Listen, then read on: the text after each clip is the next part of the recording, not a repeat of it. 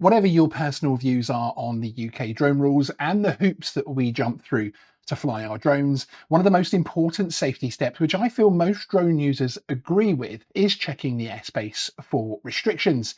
This not only keeps you out of cuffs and court, but it also ensures that you're not risking manned aviation or crowds of people, etc.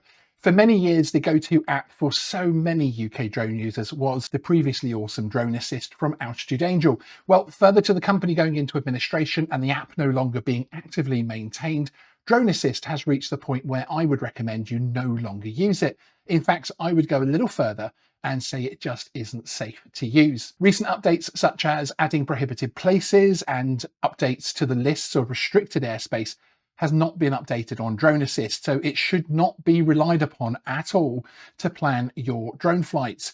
Coming up on the channel, we have a full walkthrough of the service that we're now recommending, thedronemap.com, which you'll remember from a recent video introducing the service that it is run by the awesome people at FPV UK and offered to the community completely free of charge, without the requirement to even sign in. This free aspect is why it is our choice to recommend, as it gives full access to safety information without a subscription and or signing in. Since the launch of thedronemap.com, the makers have added tons of updates as requested by you, the users, making it a very impressive tool. But more on that in the walkthrough coming on the channel. So if you're new here and want to get notified about that video, hit the subscribe button. As an example, I want to bring up a couple of screenshots from the dronemap.com showing airspace restrictions added today under new legislation. Regular viewers will remember we've been discussing prohibited places, the National Security Act, etc. on the channel for more than a year now, including an interview with the National Police explaining how it all works.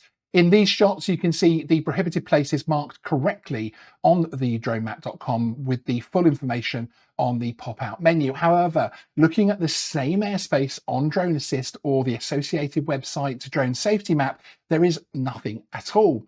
It doesn't end there. Several other updates have not been completed and Drone Assist is now very much out of date. Here are just a few more examples on screen as we're talking now. So to clarify, I recommend in the strongest terms possible not to use Drone Assist anymore.